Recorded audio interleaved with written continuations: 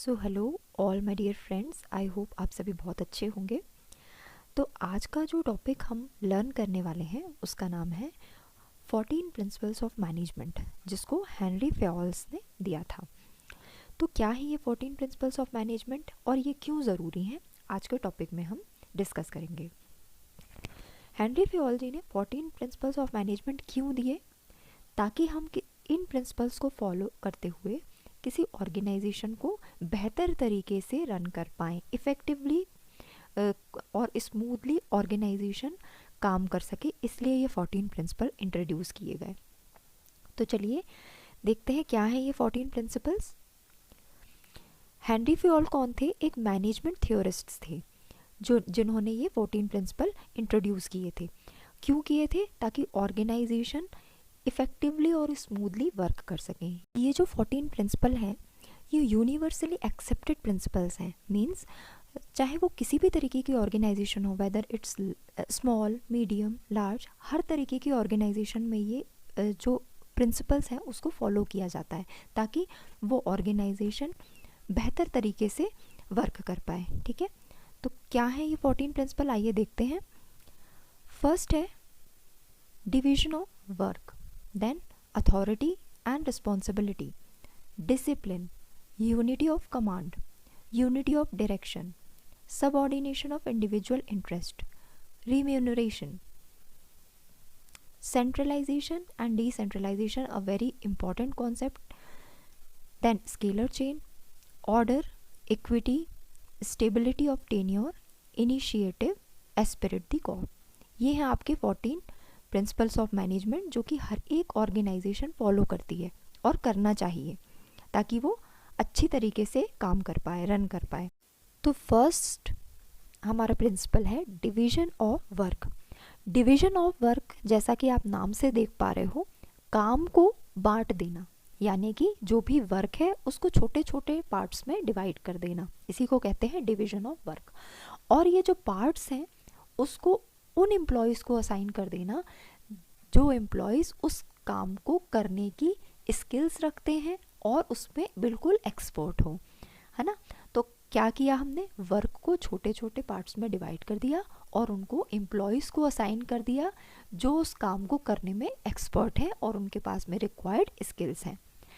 इससे होता क्या है वर्क के डिवीजन से, जब आप पर्टिकुलर काम किसी पर्टिकुलर एम्प्लॉय को असाइन कर रहे हो जो कि उस काम को करने की प्रॉपर स्किल्स और कैपेबिलिटीज़ रखता है, तो वो रिपीटेडली क्या करेगा, वो काम करते करते रिपीटेडली उसको उस काम में एक्सपर्टाइज हासिल हो जाएगा, स्पेशलाइजेशन आ जाएगा उसको उसके वर्क में।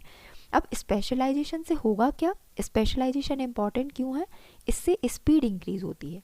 जब आप कोई काम रिपीटेडली कर रहे हो, आप बिल्कुल एक्सपर्ट हो चुके हो उस काम में, तो आपको क्या होगा, वो काम 10 मिनट की बजाय 5 मिनट में ही आप कंप्लीट कर लोगे, स्पीड इंक्रीज होगी।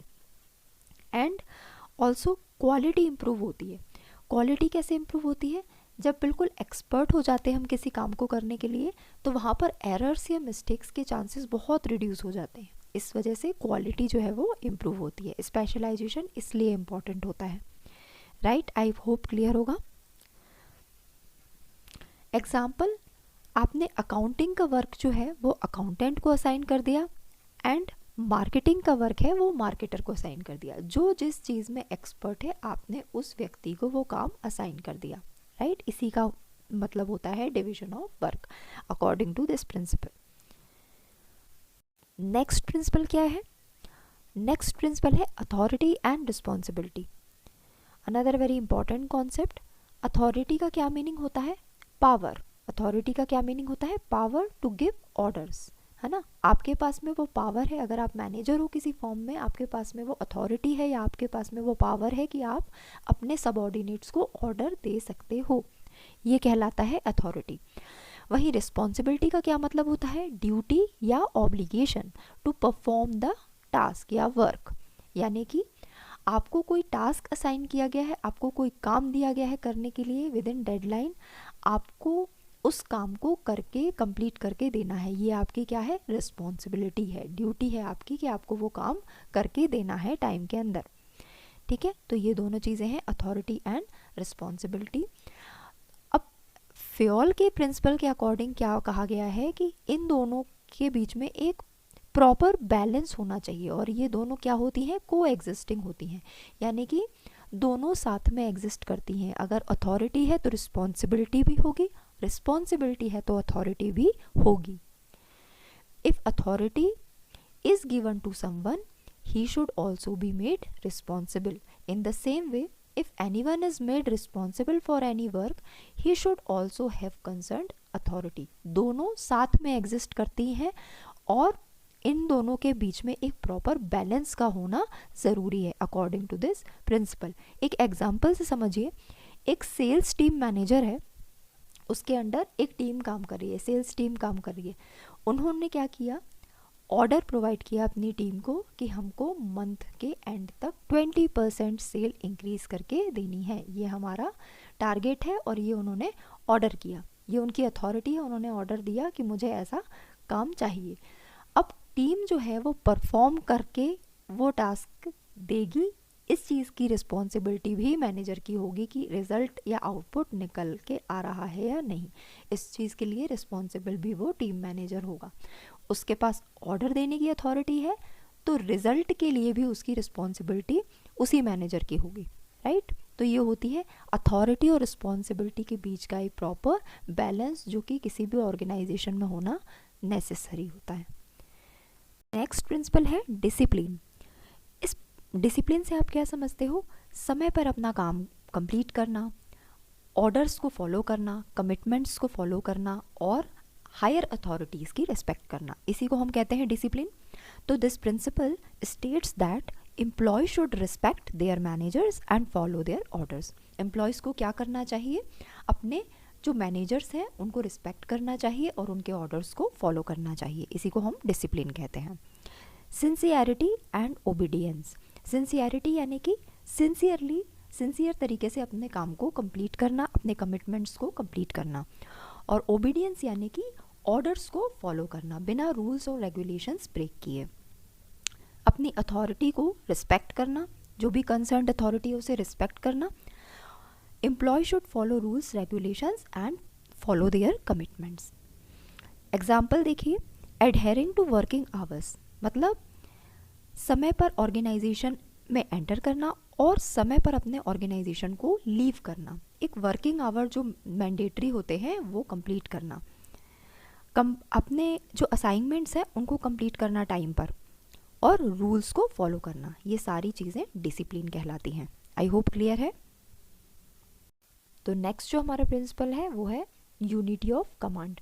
ये बहुत इम्पॉर्टेंट कॉन्सेप्ट है आपका मैनेजमेंट का। इससे रिलेटेड बहुत सारे क्वेश्चंस देखने को मिलते हैं कॉम्पिटिटिव एग्जाम्स में।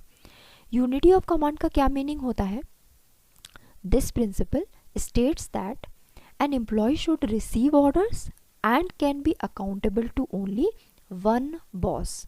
क्या मीनिंग हुआ इसका, एक एम्प्लॉय है उसका सिर्फ एक ही बॉस होना चाहिए जो कि उसे ऑर्डर्स दे और काम कंप्लीट हो जाने के बाद में वो एम्प्लॉय इन्हीं को रिपोर्ट करे। ये जो प्रिंसिपल है आपका ये बताता है कि एक एम्प्लॉय का सिर्फ एक ही बॉस हो जिससे वो ऑर्डर्स रिसीव करे और काम कंप्लीट हो जाने के बाद में वो उनको रिपोर्ट करे, ठीक है।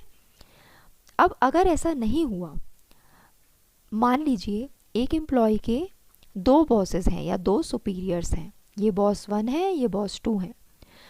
मान लीजिए इन्होंने इसको कुछ काम असाइन किया, इन्होंने उनको कुछ और काम असाइन किया, तो ये क्या होंगे, कंफ्यूज हो जाएंगे कि पहले इनका काम करके देना है या पहले इनका काम करके देना है। एक कंफ्यूजन की स्थिति हो जाएगी, क्लैरिटी नहीं रहेगी वर्क को लेके कि किसका काम ज़्यादा इम्पोर्टेंट है और किसका काम पहले करना चाहिए, ठीक है। थोड़ा सा कॉन्फ्लिक्टिंग तरीके का माहौल हो जाएगा, डिस्टर्बिंग एनवायरनमेंट हो जाएगा, किसी भी काम को क्लैरिटी नहीं होगी। इसीलिए ये प्रिंसिपल बहुत इम्पॉर्टेंट है और हर एक ऑर्गेनाइजेशन में यही रूल फॉलो होना चाहिए कि एक एम्प्लॉय सिर्फ एक ही मैनेजर के अंडर काम करे, उन्हीं से इंस्ट्रक्शंस ले और उन्हीं को काम हो जाने के बाद में रिपोर्ट करे, ठीक है। तो इम्पॉर्टेंट क्यों है, क्लैरिटी के लिए इम्पॉर्टेंट है ऑब्वियस सी बात है, एक ही मैनेजर होगा तो आपको क्लैरिटी होगी कि आपको उन्हीं से इंस्ट्रक्शंस या फिर ऑर्डर्स लेने हैं और उनको रिपोर्ट करना है, ठीक है। किसी तरीके का कोई कंफ्यूजन नहीं होगा, क्लैरिटी होगी काम को लेकर, आप उनके प्रति अकाउंटेबल होंगे, आपको वो काम कंप्लीट करके उन्हें देना है, उसके लिए आप अकाउंटेबल होंगे। और ये डिसिप्लिन को मेंटेन करेगा डिसिप्लिन को, किसी तरीके का कॉन्फ्लिक्टिंग या फिर डिस्टर्बिंग माहौल नहीं होगा, डिसिप्लिन को मेंटेन करेगी ये चीज़, इसलिए ये इम्पॉर्टेंट होता है। Next principal, unity of direction. अभी हमने पढ़ा यूनिटी ऑफ कमांड, यानी कि वन बॉस वाला प्रिंसिपल। यहाँ पर बात हो रही है यूनिटी ऑफ डायरेक्शन, यानी कि वन प्लान। वहाँ पर वन बॉस, यहाँ पर वन प्लान। ये दोनों जो चीज़ें हैं ना काफ़ी कंफ्यूज कर देती हैं कभी कभी, इसलिए हमेशा ध्यान में रखना है। यूनिटी ऑफ कमांड में वन बॉस की बात कही गई है और यूनिटी ऑफ डायरेक्शन में वन एक्शन प्लान की बात कही गई है, ठीक है। There should be one plan of action for a group of activities with similar objective under the charge of one head, यानी कि आपका एक ही एक्शन प्लान होना चाहिए और एक ही हेड के अंडर या एक ही अथॉरिटी के अंडर होना चाहिए, ठीक है। कोई भी ग्रुप ऑफ एक्टिविटीज़ हैं, जैसे मान लीजिए सेल्स टीम है, सेल्स डिपार्टमेंट है, उन्होंने ये टारगेट सेट किया है कि आपका जो सेल्स है वो 100% होना चाहिए इस मंथ में, ठीक है, ये इनका टारगेट है, ये आपका गोल्स है। तो आपकी जो सारी स्ट्रैटेजीज़ या आपके जो सारे प्लान जो होने चाहिए वो उसी डायरेक्शन में होने चाहिए कि आपको वो गोल को अचीव करना है। इसी को हम कहते हैं यूनिटी ऑफ डायरेक्शन। उस गोल को, उस पर्टिकुलर गोल को अचीव करने के लिए एक ही एक्शन प्लान सारे लोग फॉलो करेंगे, ठीक है, और एक ही हेड के अंडर करेंगे। डिफरेंस क्या है? यूनिटी ऑफ कमांड में वन बॉस और यूनिटी ऑफ डायरेक्शन में वन प्लान की बात कहते हैं, ठीक है। नेक्स्ट आ जाते हैं सब ऑर्डिनेशन ऑफ इंडिविजुअल इंटरेस्ट। ये प्रिंसिपल क्या बोल रहा है? Individual interest should not dominate organisational interest. क्या मतलब हुआ इसका? कि हमें कभी भी अपने पर्सनल इंटरेस्ट को जो है पहले नहीं रखना है। हमको पहले क्या प्रेफरेंस देनी है? ऑर्गेनाइजेशनल इंटरेस्ट को हमें पहले प्रेफरेंस देनी है, बाद में अपने इंडिविजुअल इंटरेस्ट को रखना है। क्या मीनिंग हुआ? कि मतलब एम्प्लॉय जो है वो अपनी कन्वीनियंस के लिए किसी तरीके से ऑर्गेनाइजेशन का नुकसान ना करे। हमेशा ऑर्गेनाइजेशन की जो चीज़ें हैं उसको प्रेफरेंस पे रखा जाए, बाद में अपने पर्सनल इंटरेस्ट को रखा जाए। ये बोलता है subordination of individual interest. Employ should not break rules for their convenience. कभी अपनी कन्वीनियंस के लिए ऑर्गेनाइजेशन के रूल्स को ब्रेक हमको नहीं करना है। ऑर्गेनाइजेशन को हमेशा प्रायोरिटी पे रखना है। एक एग्जाम्पल से समझिए, मान लीजिए एक एम्प्लॉय है, उसको लीव सैंक्शन हो गई है, उसको हॉलीडेज़ के लिए लीव जो है वो मिल गई है, वो उसको लीव पर जाना है।